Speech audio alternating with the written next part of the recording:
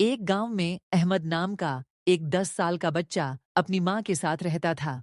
उसके पिता कुछ साल पहले गुजर चुके थे, इसलिए उसकी माँ सिलाई का काम करके घर चलाती थी। अहमद बहुत होशियार और चंचल था, लेकिन कभी-कभी जिद्दी और अधीर भी हो जाता था। गांव के एक कोने में एक पुराना सा पेड़ था, जिसके नीचे एक बूढ़े बाबा रहते थे। लोग उन्हें फकीर बाबा कहते थे। उनकी लंबी सफेद दाढ़ी थी, चेहरा झुर्रियों से भरा, लेकिन आंखों में गहराई और शांति थी। गांव के ज्यादातर बच्चे उनसे डरते थे, लेकिन अहमद को हमेशा यह जानने की जिज्ञासा रहती थी कि बाबा कौन है और वहां अकेले क्यों रहते हैं। एक दिन अहमद हिम्मत करके उस पेड़ के पास गया और बोला, बाबा जी, आप यहाँ अकेले क्यों रहते हैं?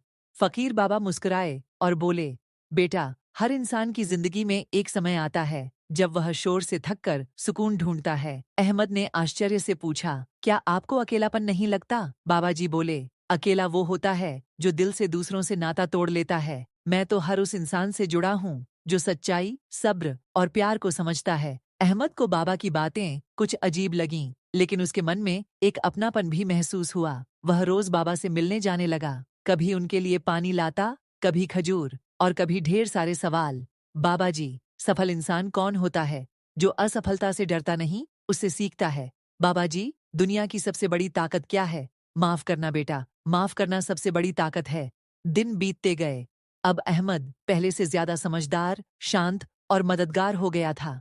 गांव वाले हैरान थे कि इस छोटे से लड़के में इतनी बड़ी तब्दीली कैसे आ गई।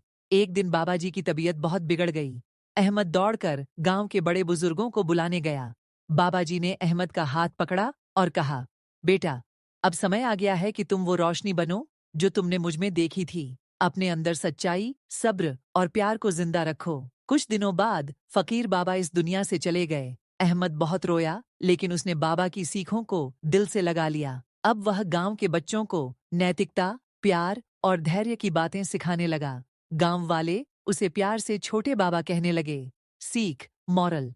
इस कहानी से हमें यह सीखने को मिलता है कि उम्र सिर्फ शरीर की होती है, बुद्धि और ज्ञान किसी भी उम्र में पाया जा सकता है।